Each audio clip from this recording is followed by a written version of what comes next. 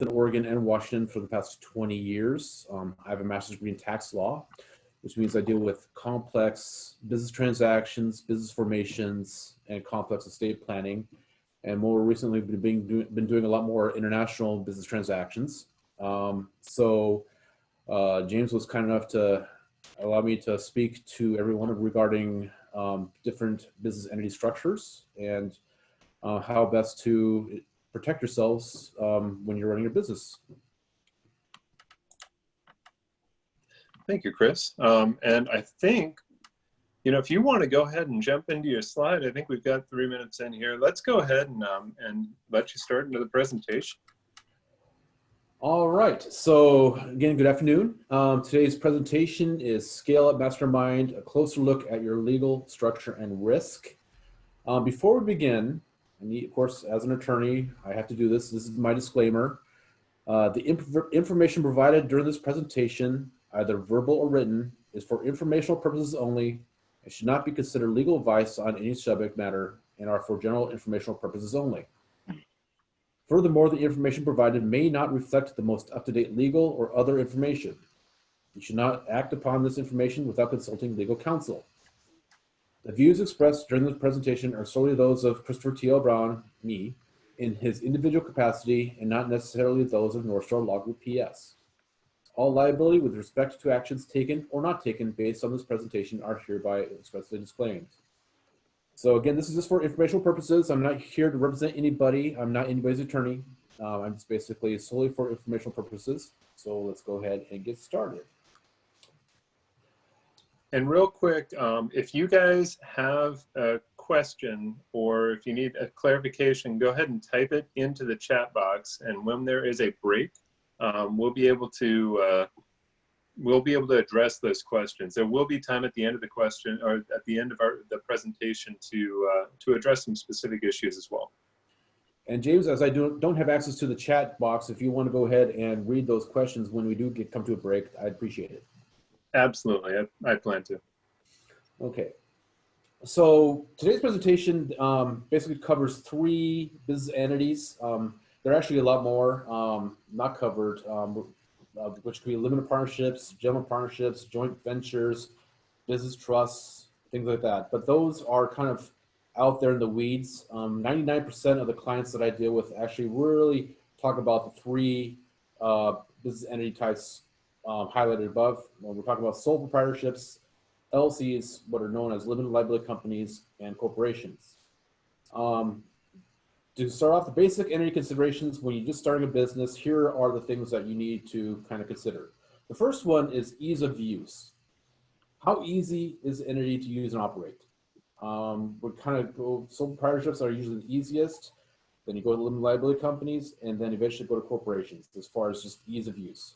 How easy do you want to make it for yourself when you're operating these things? The second, which is basically the main topic of this conversation, is risk exposure and risk tolerance. We're talking about how risky is the industry the business operates in. If you're selling a product like maybe Mary Kay, there's not a whole lot of risk. But then if you're in a higher risk industry, like selling cannabis or marijuana, that's a very high risk industry. So you need to consider that when you're thinking about which entity structure to utilize. Then how much risk does the owner bring to the table? I mean, how much of their own liability and risk do they bring to the entity? I mean, if we have somebody that maybe has a low credit rating, that could be a high risk consideration. So we need to consider that as well. And then how risk adverse are the owners? Are they willing to take chances, or are they very, very conservative in their business operational views? So that's one of the main considerations as far as how we decide to go into a business entity structure. The third one, which is almost as important, is tax structure. Do the owners need flexibility in how they arrange their taxes? Flexibility could be a huge issue. Do the owners qualify as subchapter S corporation shareholders? And do the owners want self-employment tax savings? Now, my conversation with you today only talks about subchapter S corporations, and I need to kind of highlight what that means. A corporation in and of itself is a legal structure operated by, ruled by the state. So Washington State has its own rules on corporations. But then people start saying, well, I have a subchapter S corporation, or I have a subchapter C corporation. For Washington purposes, it doesn't matter. A corporation is a corporation is a corporation. But for tax purposes, for IRS purposes, there's a huge difference between a subchapter S corporation, which is generally for small businesses, and subchapter C corporations, which are for large corporations like Microsoft, Amazon, the big guys. So, but those are a tax distinction, not a legal distinction. So for purposes of our conversation today, I will only be talking about subchapter S corporations, small business corporations. There are some perks for subchapter C corporations, the big guys, but for really those, you really have to do a whole lot of tax analysis to see if you want to be one of those. But for most people, a subchapter S corporation is sufficient. And then the last consideration I like to think about and discuss with my clients is business marketing / branding. How do you want your business to be perceived by third parties, your customers, your clients, your vendors, your banks, your investors? How do you want your business to be perceived by them? And that could be a huge consideration going forward. So when I talk to my clients, when they come and say, I want to set up this type of business entity, these are really this is my checklist as far as what I go through when I talk with them about setting up some sort of business structure. The first one is ease of use. When you're talking about sole proprietorships are very easy to use. A sole proprietorship is basically you going out and running a business. You're just kind of saying, I have an idea, I want to go out and do something. You don't have to register with the Secretary of State because you are governed by yourself. The state of Washington, the state doesn't provide any legal protection, so basically you're on your own. All you need to do is actually get a business license. You apply with the Bureau of Licensing with the Department of Revenue, which is in Tumwater, and then you also get a city business license with whatever city you're operating out of. And that's pretty much about it. And then if you need L&I, workers' comp, things like that, you deal with that at that point in time. But for all intents and purposes, you don't really need to register with the state, at least with the Secretary of State. Operating documents are necessary. Basically, again, you sole proprietorship guy or gal, you're on your own. You make all the decisions. You're running it. You can run it however way you want to. So you don't need an operating agreement to describe structure, duties of the owners, things like that. Basically, you're just on your own. Because of that, no corporate formalities are necessary. The owners don't need to have meetings. They don't need to, have all these resolutions. Again, it's just you operating yourself as a business. So basically, sole proprietorships are extremely easy to use. You have an idea, you need to just run with it. You're a sole proprietor. The next level up is a limited liability company / LLC. LLCs, I think, are very easy to operate. The organization structure can be very simple. May only need to be managed and operated by its owners. And owners in this case are designated as members. All you need to do is file certificate of formation with the Secretary of State of Washington, and then go about and getting your business license, and you are an LLC. Operating documents aren't necessary. You don't need an operating agreement to describe the structure, duties, etc. An operating agreement in this case is basically analogous to bylaws of a corporation. If you know what bylaws of a corporation are, basically they're the internal rules of the business. And then, usually you follow those with a corporation as far as, having meetings and things like that. But with an LLC, you don't need to have one. Again, no corporate formalities are necessary. The owners don't need to have meetings. That's what state law says. You don't have to have meetings. So if you don't want to have a meeting, that's great. Now, and running an LLC can be simple. Don't need to file a separate tax return if you're the only person owning the LLC. So if you're the only person running the LLC, don't need to do payroll, don't need to do anything. You're it. So it can be very, very easy to operate an LLC. Now with corporations, they're much harder to operate. The organization structure is much more complex. You have to have shareholders. The shareholders are the owners. I mentioned that members are the owners of an LLC. With a corporation, the shareholders are the owners. And you also have to have a board of directors and officers to make the decisions. Now, shareholders are the owners of the corporation. The board of directors, in this case, are the big picture people. They have the vision for the firm. for the corporation. They have the direction. So they meet and decide this is where we want to take the business, over a 1 year, 5 year, 10-year horizon. Whereas the officers are underneath the board of directors, like your president, your secretary, your treasurer. They do the day-to-day operations of the business. They kind of keep things moving on a day-to-day basis. So you have a very structured system with the corporation. So because of that, operating documents are necessary. State law requires that you have to have bylaws to describe the management structure of the corporation and the duties of the directors and officers in running the corporation. You have to have that. That's Vice Code of Washington 23B.02.060 says that you have to have bylaws. And you must follow corporate formalities. Shareholders and directors must have annual meetings, at least annual meetings, every year to do something. The whole idea is to show that the corporation has a separate existence. And because of that, running a corporation, you have to file a separate tax return for the corporation. And if you have employees, and if you are a president or secretary or treasurer of the corporation, you are an employee of your corporation, you will need to report payroll and other taxes to the IRS. So running a corporation is much harder than an LLC or sole proprietorships. Now we're getting into risk exposure and risk tolerance. Sole proprietorships, because you do not register with the state, they provide no liability protection in and of themselves. Because they're not governed by Washington or Oregon law, they provide no liability protection. So if you get sued, as a sole proprietor, your business gets sued, then you are on the hook for everything, including, so your personal assets are at risk, your house, car, investments, they're at risk if somebody sues your business. So in order to get any sort of liability protection, you have to rely on business insurance. So contact your local insurance carrier, get some business insurance, and hopefully that'll be good enough. Now, if you really are concerned about liability exposure, then we go into the LLCs. Now, LLCs, the level of liability protection is still somewhat unknown. LLCs are still relatively new. They started in Washington in 1994, but the first state that actually implemented the LLC structure was Wyoming, and that was in 1977. That's almost 50 years ago, which is a very, very short amount of time.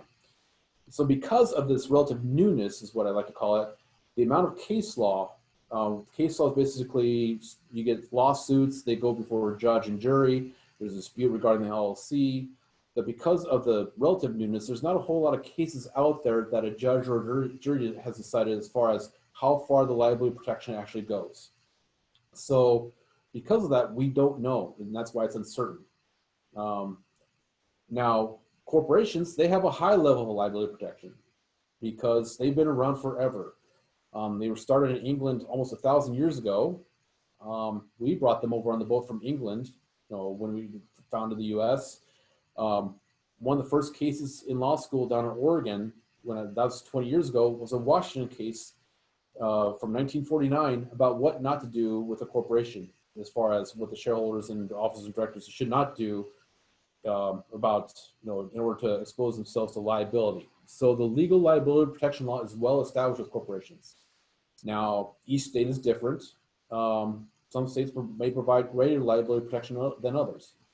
Delaware and Nevada are the top choices for liability protection. Now, you're paying for it though. Delaware is very, very expensive to incorporate. But that's why you see all the big corporations, they're incorporated in Delaware. Nevada is a good alternative. It's known as the Delaware of the West. Not quite as good, but still pretty good, but it's still expensive. Washington's kind of middle of the road, maybe a little bit more creditor friendly than business friendly as far as liability protection goes. But assuming you do everything right, then you should be okay.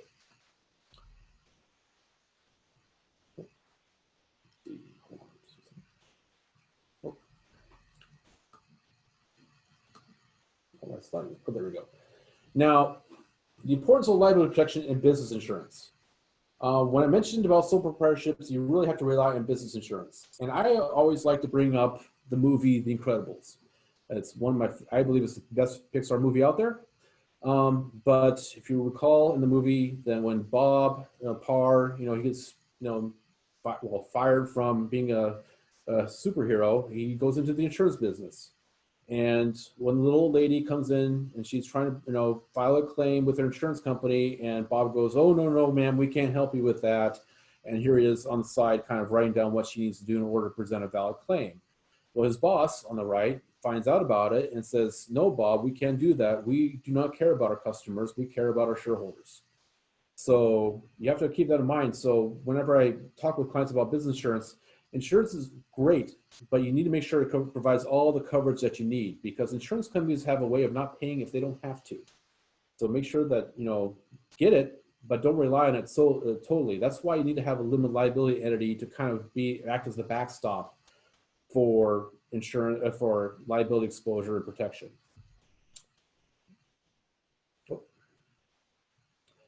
So back to the importance of liability protection. This goes to LLCs and corporations.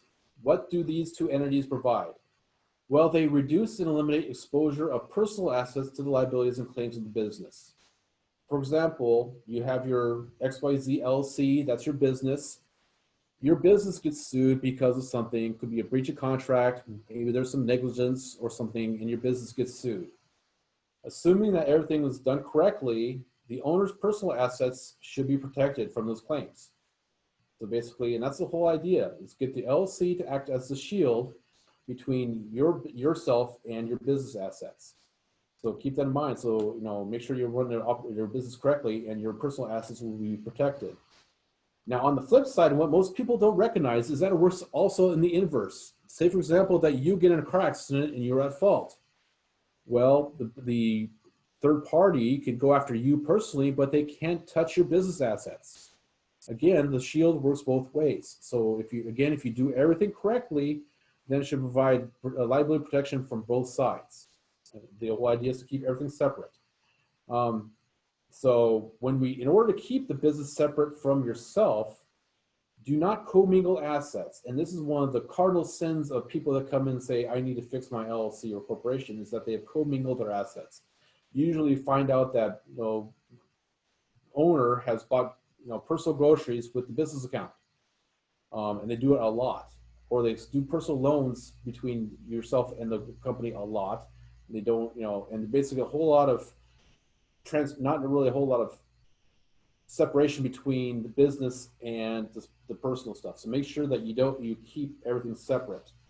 When you sign contracts, sign your contracts as the owner, member, president, manager.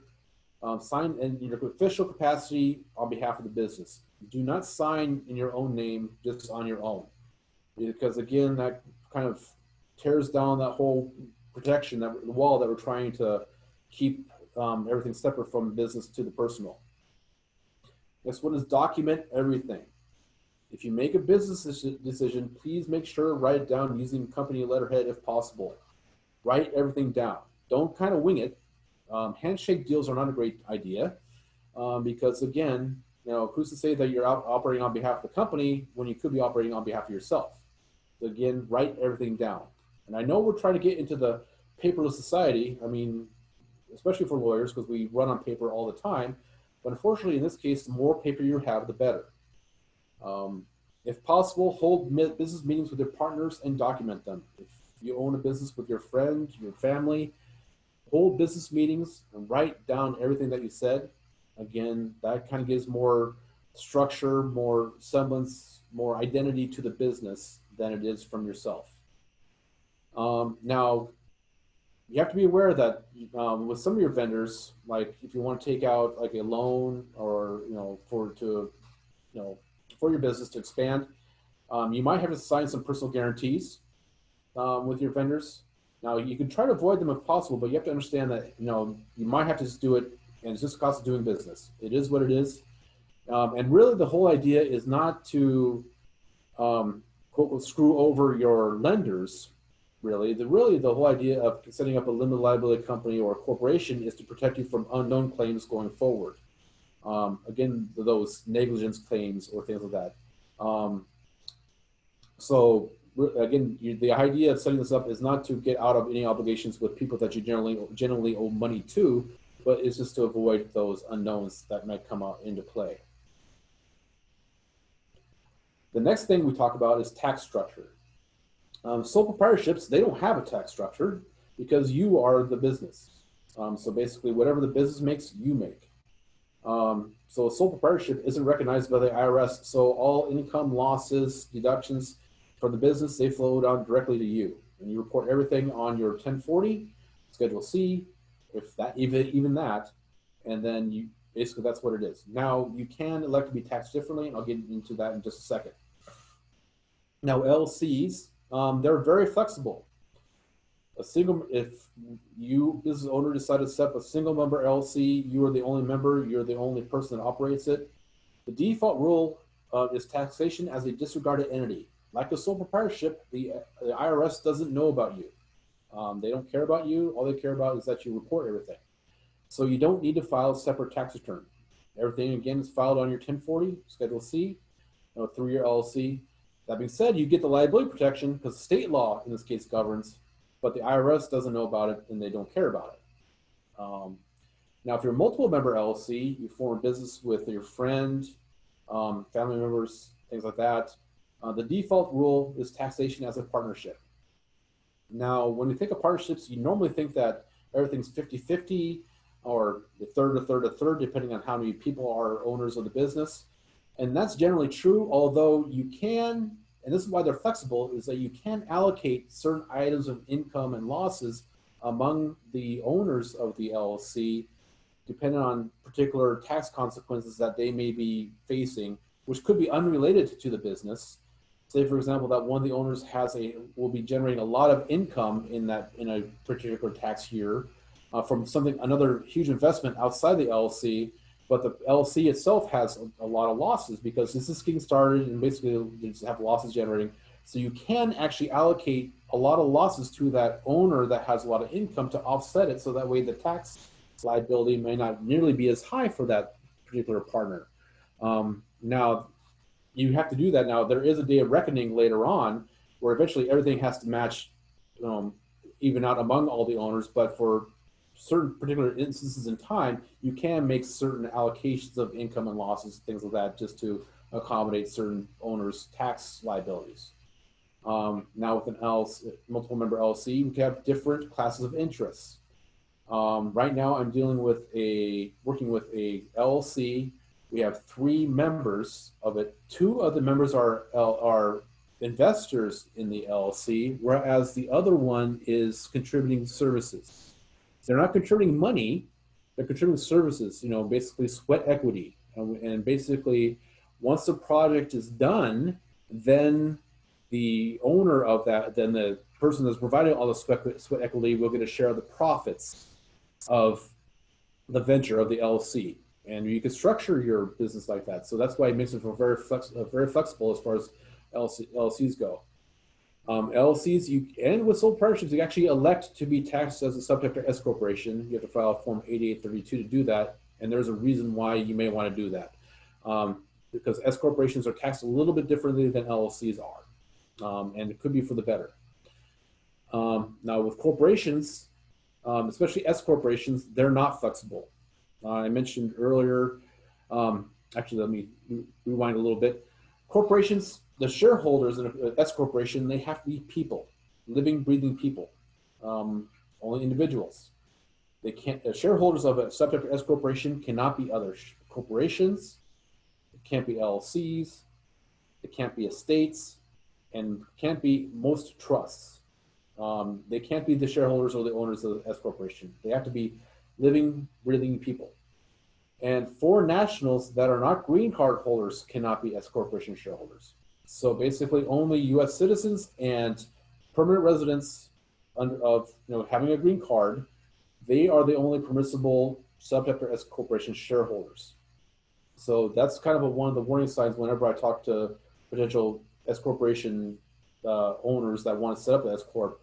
Do they meet this qualification? If not, then it's a strike against them. Subject or S corporations can only have one class of stock. The only difference is they can have voting and non-voting stock, but they can't have any preferred stock. They can't have sweat equity owners. Everybody must contribute capital. And that's basically one class of stock. So that's where the no flexibility comes into play.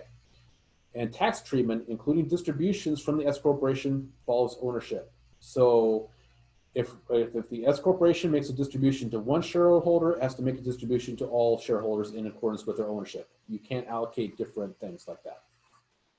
And you have to elect subchapter S corporation status, filing form 2553. If there is no election, the corporation is a C corporation and is subject to double taxation. That's why we don't want to have subchapter C corporations for newly formed businesses, because of the potential for double taxation.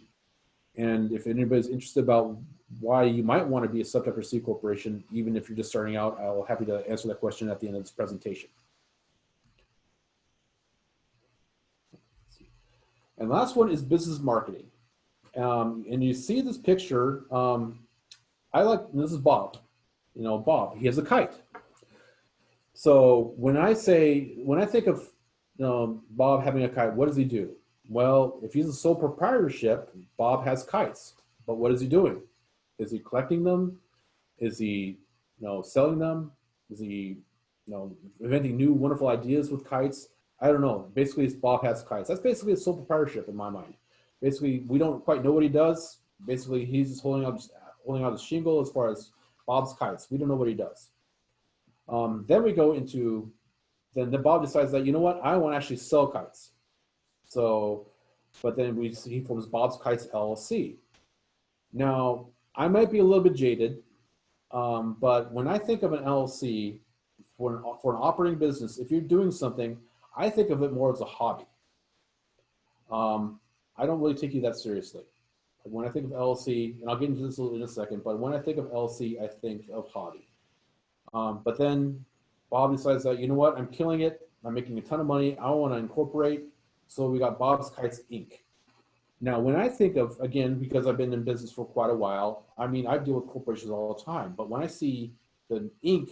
or the Co. at the end of a business name, I think of a serious player in the business world. I think that this guy knows what he's doing.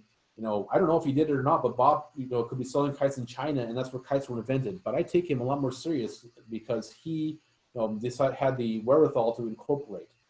And here's my little soapbox on why I don't like LLCs, especially for people doing it on their own. Thing about LLCs is that they're too simple. Everybody has one, so nobody thinks about them. Usually when I think of LLCs, I think of somebody say, I want to start a business, and they talk to their neighbor over the hedge, and the neighbor goes, oh, I've set up an LLC, or my brother-in-law has an LLC. It's really easy to do. All you do is just file a certificate of formation, you're an LLC. Well, because of that, they become so ubiquitous here. Everybody has one, but because everybody has one, nobody really takes the time to figure out what goes on into operating them. The structure is too loose. Most owners don't have an operating agreement. And I mentioned earlier that the operating agreement are the internal rules of the LLC. Now, how is it managed? How is it operated? How are things allocated? What is the tax consequences of doing certain things? Most people don't have anything like that. They're just kind of flying by night. And even if they do, they don't know what the rules are or what they mean, so they don't follow them. They just think it's paper, they don't follow the rules. And because of that, we get into the alter ego theory of LLCs and corporations. Because owners don't follow their own rules, it's easy for creditors to claim that the LLC is just an alter ego of the owner. So the LLC structure is disregarded, and the owner is held liable for the debts and liabilities of the LLC. Again, going back to owners buying groceries with company funds. Basically, is the LLC truly in existence, or is it just a paper thing? Because you took that little sheet of paper you get from the Secretary of State saying you're an LLC doesn't really mean a whole lot. You start commingling assets. Now, I mentioned an operating agreement. Now, with operating agreements, you can actually elect to do certain things outside of what the default rules of an LLC are. Prior to 2016, Washington's LLC rules were actually not that bad, but the Washington legislature, in its infinite wisdom, decided to make things simpler. So now, for example, voting now does not follow ownership. Before 2016, voting power followed ownership percentage. So if James owned 99% of an LLC and I owned 1%, James had 99% of the voting power. That was a default rule. But now, after 2016, we form an LLC. James may put 99% of the equity in the business, and I only put 1%. But absent anything in the operating agreement that we have, the voting power is based on the number of owners. So one person, one vote. So if James has one vote, I have one vote. That is the default rule. Secondly, operating agreements do not need to be in writing. That was kind of inferred, but now it's expressly stated in the statutes on LLCs that oral operating agreements are now expressly allowed. And we as attorneys hate this because it can lead to confusion, mistake, or ambiguity. Now, James and I form an LLC. Things are going great year 1. But who's to say in year 5 when things start turning south? And then we get into a he said, she said situation about how we're operating the LLC and what we decided 5 years ago. And that's why I don't like the default rules, because if you follow the default rules and don't do everything with a purpose, then you're probably going to get into some bad situations. So my recommendation on this is opt out of the default rules and see an attorney to discuss what your options are about how best to make sure that things are taken care of now, as well as 5 years from now, 10 years from now, things like that. And now I'll get off my soapbox. So my recommendations going forward as far as LLCs go, I like LLCs for holding stuff. If you're holding real estate, like I have a new client that actually has 7 residences rentals that he's renting out. Those should go into LLCs. Investments, holding investment property, investments, stocks, bonds, things like that, hold that in an LLC. Intellectual property is a huge one now. If you have an idea, put that into an LLC. Now, real estate, you always put real estate into an LLC, because if you put into a corporation, bad tax consequences could happen. But everything else, if you're just holding stuff, put that into an LLC. If you're just starting out and you don't have all the resources to pay all the costs associated with a corporation, set up a corporation, you need to set up payroll. That could be expensive. You should probably get a bookkeeper. That could be expensive. CPA to do your taxes. That could be expensive. If you don't have don't have the resources, capital to kind of finance all this stuff, then maybe an LLC may be a better way to go just to start off. You need flexibility. You have multiple partners that require different allocations of income, or et cetera. You need to have that flexibility in moving income distributions out among the partners differently than what their ownership truly is. LLC is a better way to go. Or if it can't be an S corporation, if one of the owners is a corporation, LLC, trust, estate, or non-U.S. citizen. You kind of hit that barrier where you have somebody that can't be an S corporation shareholder, can't be an S corp, which makes that you can't be an S corporation. That's when you go with LLC route. Now with the S corporation, I like S corporations if you're doing stuff. If you're doing an active business, if you're selling, if you're providing services, especially in a high risk business. I mentioned marijuana, cannabis. I have a couple clients like that are actually engaged in those high risk activities. I highly recommend a corporation because of the liability exposure that could occur and the protection that corporations provide. If you have employees, including yourself, self-employment tax savings. S corporations are great about that, and I'll talk about that a little bit later. And then again, going back to branding, people take you more seriously as a corporation, at least in my opinion. Again, I've been doing this for a while, so I have my own thoughts on that. But I think of corporations as helping your business on the marketing side. And this is when I meet with new clients that are setting up business, it's not basically I'm going to do this and I'm going to stick that way for the rest of my business's existence. There's actually a natural progression of how this works. Usually most people start out with a sole proprietorship. Then they move into the LLC and then go to the S corporation. The sole proprietorship stage, I like to call it the light bulb stage. That's where you get the idea. All of a sudden you go ping, you get this great idea, I want to do this. So then you can start planting the seeds about how to get started on this, and you say that, okay, I decide that I want to do something about this. It's not just an idea anymore, I want to do something with this. So then you decide that, okay, so I'm just going to start testing the waters, see if my business idea can take form, shape. That's really where the sole proprietorship starts. Then with the LLC, that's what I call the Chicken Little stage. Basically, the sky is falling, the sky is falling. That's when you start worried about liability exposure. You're worried about, oh my God, I'm doing business now. I got all these vendors, I got all these clients, all these customers. I'm worried about getting sued. And that's where you start thinking about liability exposure, your personal assets getting exposed to the liabilities of the business. That's when people start thinking, I want to have that sweet, sweet liability protection that an LLC may be able to provide. So we set up an LLC for them. But then as time goes on, the business is doing well, and eventually it gets to the point where it's actually doing really, really well. And then we might want to start thinking about a sub-sector S corporation. And when I recommend sub-sector S corporations because they provide one tax benefit that's not provided with a general LLC without an election. Sub-sector S corporation, let me go back. With an LLC, provided you don't do anything else, all the income that the LLC generates is subject to self-employment taxes. So if you make $1 or $500,000, all that income is subject to self-employment taxes, and that could be up to 15.3%. So in addition to all the income tax that you have, you could be subject to 15.3% of payroll taxes. Now, a lot of my clients say that I don't want to pay all of that. So what we do is we make them a sub-sector S corporation.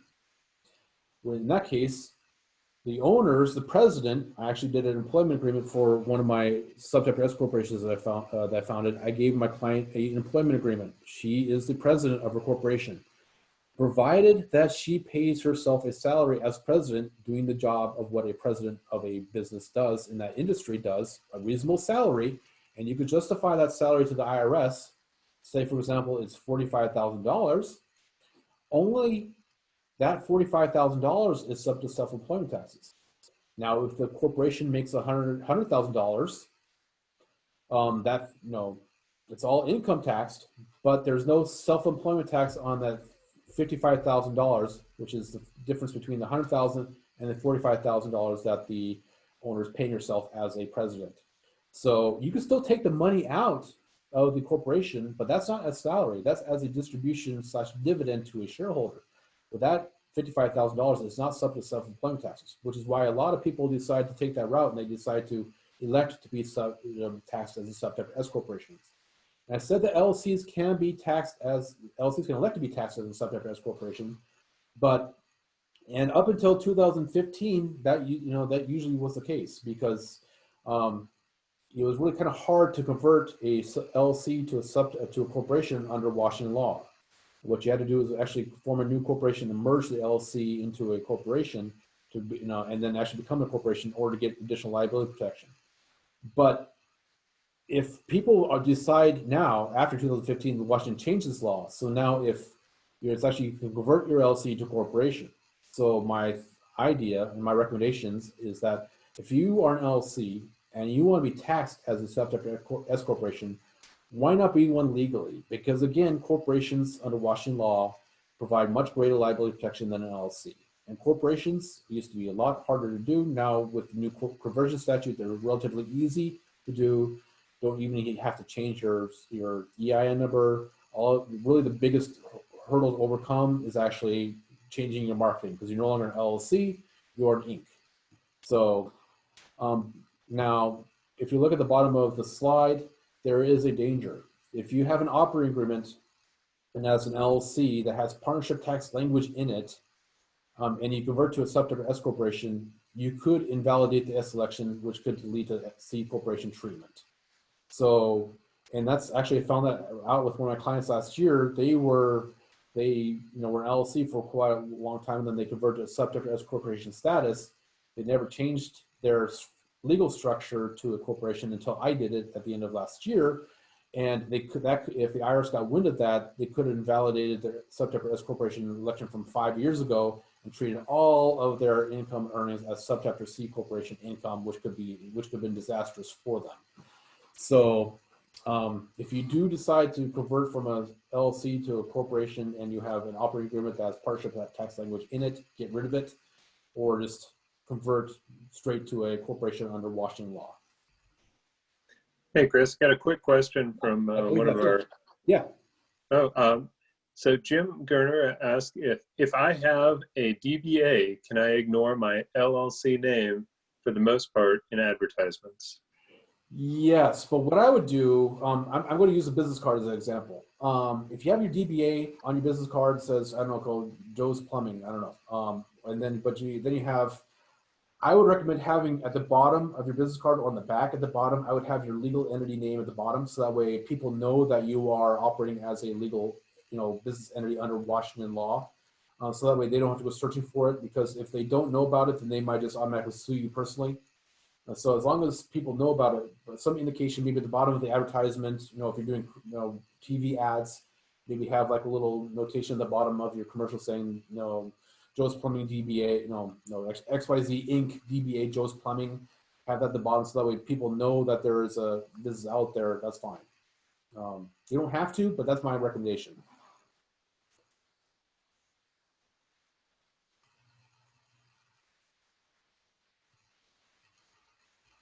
And that actually leads to the end of my presentation. So yeah, and I put it out there to the group, even though my typing is a little funky, that if anybody has any questions for Chris on this topic, feel free to type them in the chat, or we can also take you off mute if you put in that you want to actually ask Chris the question.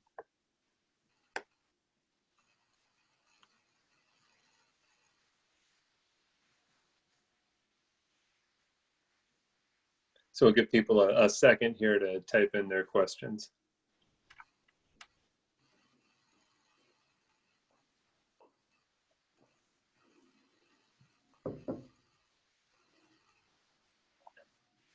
We have one of the people that is requesting the PowerPoint, and I will say we do record this. It is on the Center for Business and Innovation's YouTube channel, and that will be available for everybody after this meeting. So we do have a question from Joyce. She asked, do these clarification apply to nonprofit organizations? Well, nonprofits can be LLCs or corporations. I've never done a nonprofit LLC because I don't see the reason why. I always recommend a corporation, again, for the liability protection that a corporation provide. But for tax structuring, they're basically the same. The IRS just calls them all the same as a nonprofit 501c3. I mean, you could form a trust as a nonprofit. You could have a LLC as a nonprofit, but I've never really come across those types of entities. Maybe a nonprofit trust, but that's kind of more for estate planning than anything else. But for business, if I've formed plenty of nonprofits and they have all been corporations. I'm actually in the process of moving one nonprofit from California to Washington, and I'm trying to figure out how to do that with no tax consequences, which is kind of interesting.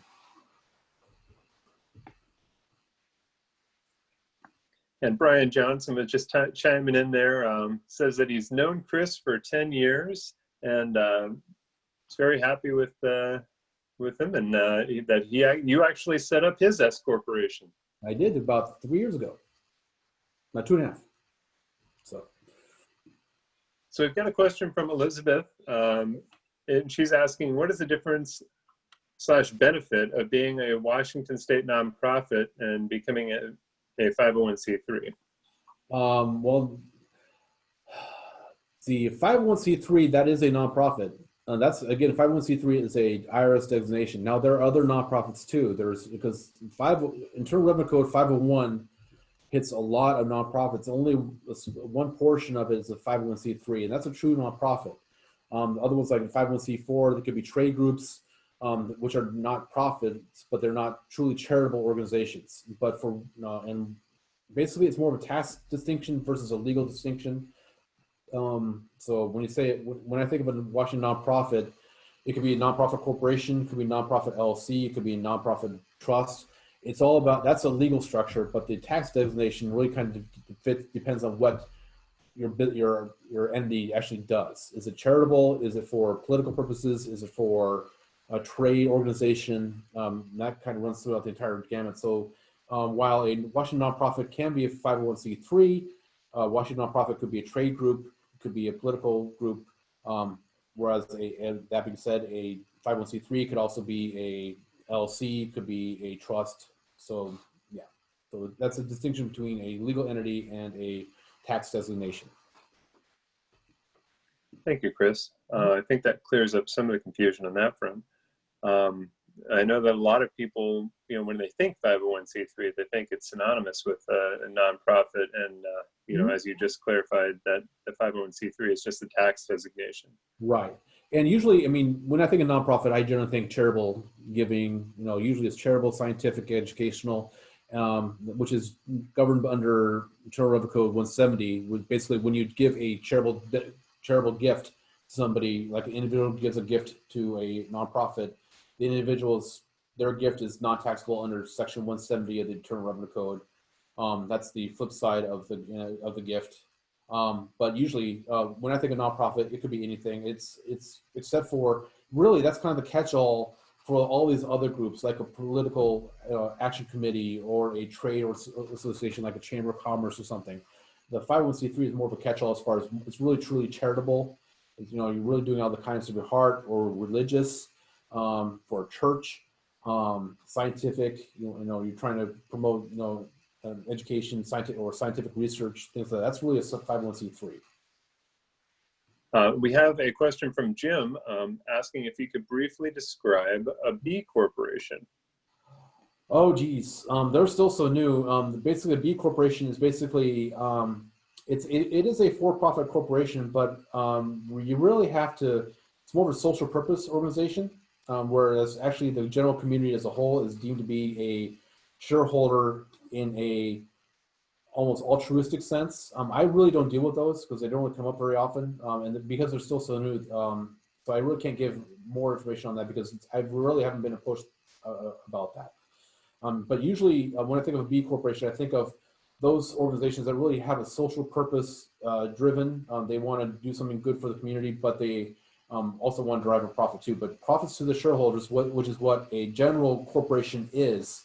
Really, shareholders, the owners, are the prime beneficiaries of a for-profit corporation, whereas when a B corporation, really society as a whole, or a particular, maybe the environment could be, the overriding purpose, so the shareholders' profits are subordinate to that overall purpose.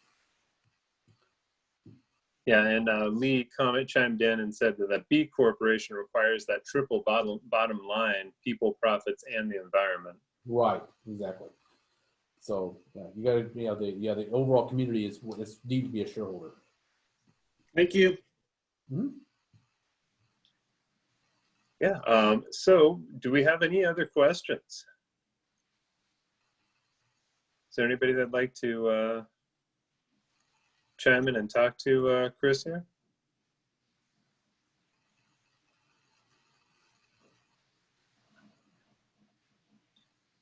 All right. Well, I'd just like to make a couple of quick thank you, Chris. I very much appreciate your time today.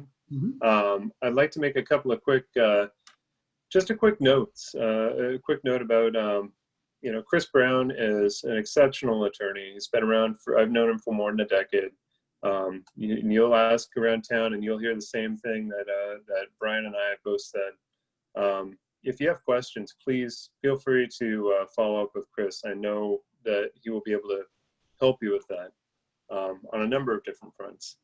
As far as the Center for Business and Innovation, we've got a number of different things coming up here. As always, the ScaleUp Masterminds occur every second Wednesday of the month. And they're always at the same time, 4:30 to 5:30. There's no cost to attend, so feel free to invite your friends to these.